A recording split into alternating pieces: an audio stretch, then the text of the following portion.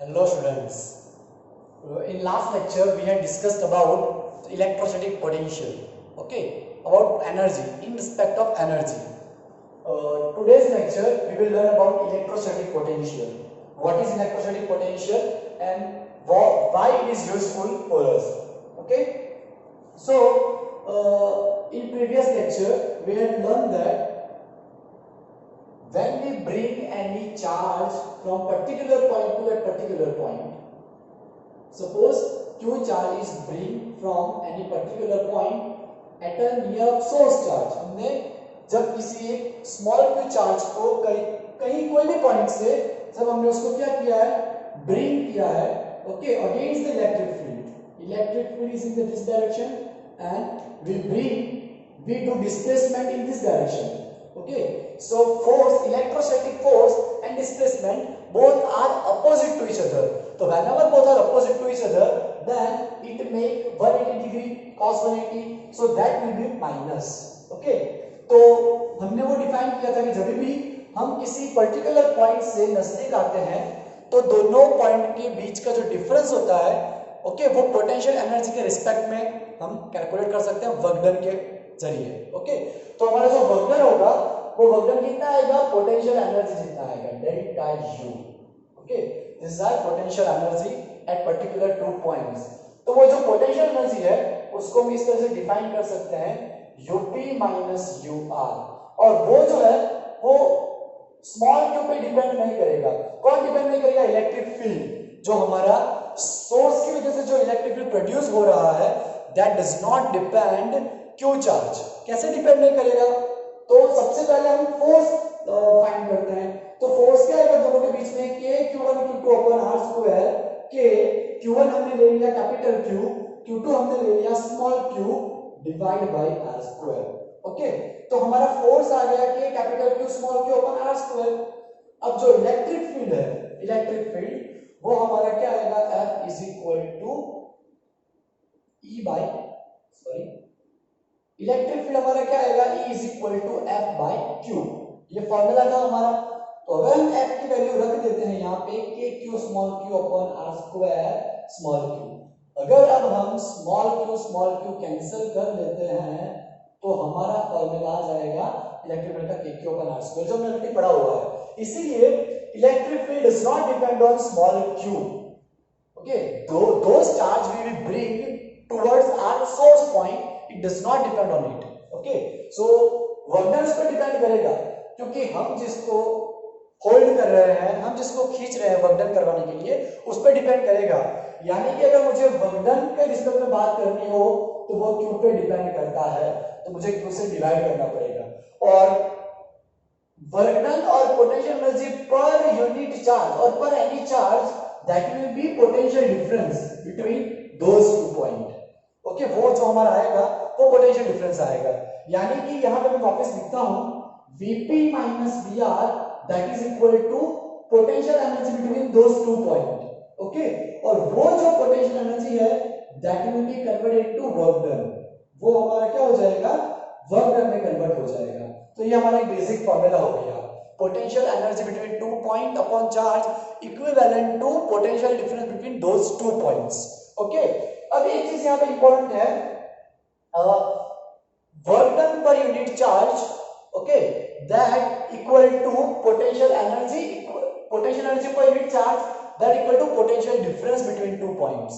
तो जो work done हमारा होगा वो कौन से पॉइंट से कौन से पॉइंट पे है, दैट मींस कि ओनली डिस्प्लेसमेंट वेक्टर पे ही डिपेंड करेगा.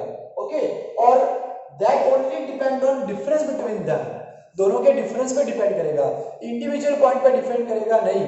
P पे कितना पोटेंशियल है, R पे कितना पोटेंशियल है, उस पे डिपेंड करेगा नहीं, दोनों के डिफरेंस पे ही डिपेंड करेगा. यानी कि हमें यहाँ पे डिफरेंस ही लेना होगा. ओके, अगर आपको डायरेक्टली ये फॉर्मूला दिया है, उसका मतलब ये होता है कि हमने पॉइंट को इनफाइनाइट से ब्रिंग किया है. और जैसे कि हमें पता है, मैंने पिछली बार भी आपको बताया था कि जो फॉर्मूला आती है वो ये फॉर्मूला आती है पोटेंशियल की, के Q अपॉन R. और इनफाइनाइट डिस्टेंस पे हम इनफाइनाइट रख देंगे डिस्प्लेसमेंट को, और अगर किसी के भी डिवाइड बाय इनफाइनाइट हो तो हमारा फॉर्मूला क्या आ जाएगा, 0. यानी कि इनफाइनाइट पे जब भी हम लेंगे तो ऐसे हमारा फॉर्मूला बनेगा v minus 0 is w by Q. तो एवरी टाइम हमें 0 रखने की जरूरत नहीं पड़ेगी, सो हम बोलने क्या लिखेंगे v is equal to w by Q. v is equal to w by Q, इतना ही हम लिखेंगे। ठीक है, तो इसका मतलब ये हुआ कि individual point potential difference, individual point potential does not matter, it doesn't matter. Okay, the matter is only one thing is that what is the potential difference between two point, दो पॉइंट के बीच में potential difference कितना है वही हमारे लिए important है, वही मायने रखता है वर्क डन पर चार्ज कैलकुलेट करने के लिए। ठीक है, तो ये हमारे लिए इंपॉर्टेंट फॉर्मूला रहेगा जो हम आगे बहुत जगह यूज करेंगे।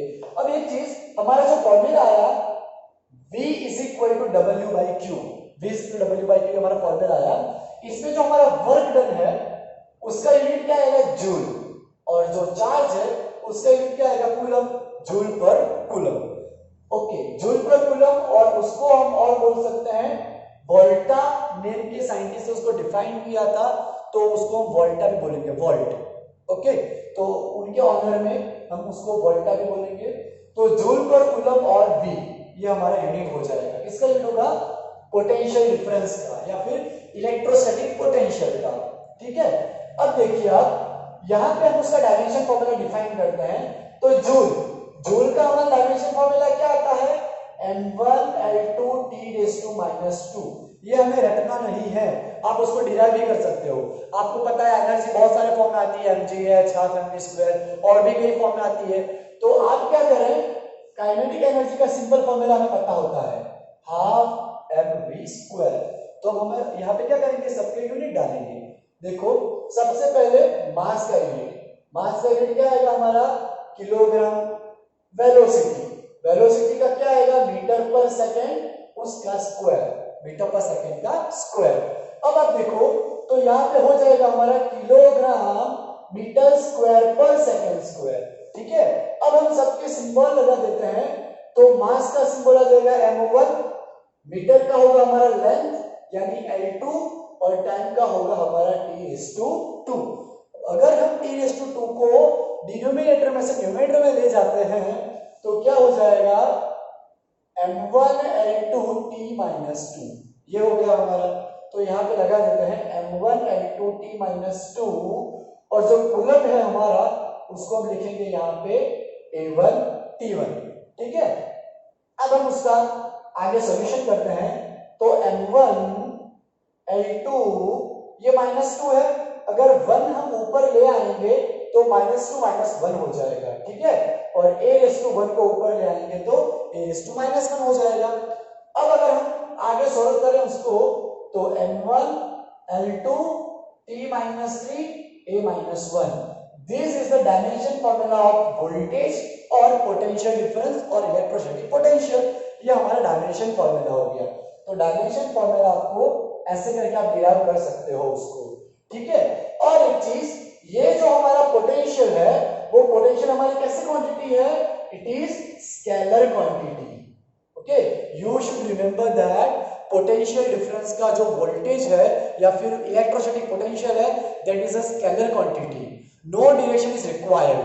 ओके, उसके लिए हमें ओनली मैग्नीट्यूड ही रिक्वायर्ड होगा, मैग्नीट्यूड ही रिक्वायर्ड होगा, उसके लिए डायरेक्शन रिक्वायर्ड नहीं होगी, -5 वोल्ट हो या 5 वोल्ट हो। Okay, magnitude is only required thing. Okay, तो ये चीज हमें पता होनी चाहिए। अब हम क्या करेंगे, पॉइंट चार्ज के लिए जो इलेक्ट्रिक पोटेंशियल डिराइव कर सकते हैं वो डिराइव करते हैं। ठीक है, अब हमारा नया टॉपिक है potential due to a point charge, potential due to a point charge.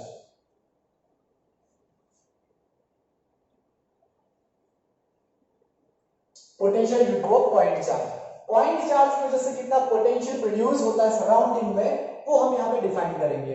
तो उसके लिए हमें सबसे पहले क्या करना होगा, एक पॉइंट कंसीडर करना होगा।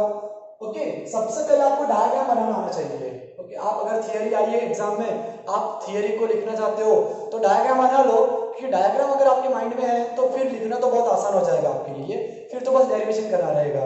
तो हमने पहले पॉइंट सोर्स ले लिया, ओके, ये जो पॉइंट सोर्स है उसका ओरिजिन हमारा O पॉइंट है और उससे थोड़ी दूरी पे हमने P पॉइंट ले लिया जहां पे हमें पार्टिकल को लाना है वहां तक। तो इन दोनों के बीच की जो दूरी है वो हमारी वेक्टर R से हम डिफाइन कर सकते हैं, वेक्टर R से। ओके, अब हम यहाँ पे क्या कर रहे हैं, एक पॉइंट को हमने इनफाइनाइट डिस्टेंस से नजदीक आना है, तो हमने यहाँ पे इनफाइनाइट लगा दिया, हमें P पॉइंट तक आना है उसको। तो पहले हम क्या करेंगे, थोड़ा सा छोटे सा डिस्टेंस पे लाएंगे उसको P पे, ये हमारा डेल्टा R डैश हम ले लेते हैं एक छोटा सा, और ओरिजिन से यहां तक का डिस्टेंस हमारा R डैश ले लेते हैं। ओके, तो डायग्राम में आपको वापस समझा देता हूं, हमें ये हमारा पॉइंट सोर्स है प्लस Q। ओके, हमने हमारी कन्वीनियंस के लिए Q प्लस Q डिफाइन किया है, यहाँ पे कंसीडर किया है। आप चाहे माइनस Q भी ले सकते हो, कोई ज्यादा फर्क नहीं पड़ेगा क्योंकि स्केलर क्वांटिटी है पोटेंशियल हमारी। ओके, तो यहाँ पे हमने पॉजिटिव Q रखा है, ये हमारा डिस्प्लेसमेंट वेक्टर है, यहाँ पे पॉइंट P है, हमें प्लस Q की वजह से P पॉइंट का पोटेंशियल निकालना है, फाइंड करना है। ओके, तो सबसे पहले हमने कंसीडर करेंगे इनफाइनाइट पॉइंट। इनफाइनाइट पॉइंट से हम क्या करेंगे, P पॉइंट तक हमें आना है, तो उसके लिए हमें क्या करना पड़ेगा, पहले इनफाइनाइट से हम सपोज P डैश पे आए, P डैश पे से P पे आने के लिए हम क्या कर रहे हैं, यहाँ पे एक इनफाइनाइटेसिमल स्मॉल सेगमेंट कंसीडर कर रहे हैं, ये हमको consider infinitesimal segment. Okay, displacement segment पहले हम इसके लिए कैलकुलेट करेंगे यहां से यहां आने के लिए, फिर पूरे पाथ को ऐसे छोटे छोटे पाथ में डिवाइड कर देंगे और उसका समेशन लगा देंगे, और समेशन लगाने पे हमें हमारा टोटल वर्क डन मिल जाएगा, टोटल पोटेंशियल मिल जाएगा। ओके, तो आपको थोड़ा डिस्क्रिप्शन लिखना है, क्या लिखना है कि consider a positive Q charge at a originate point, origin point. Okay, उसके बाद from origin point at a vector R displacement, consider a point P.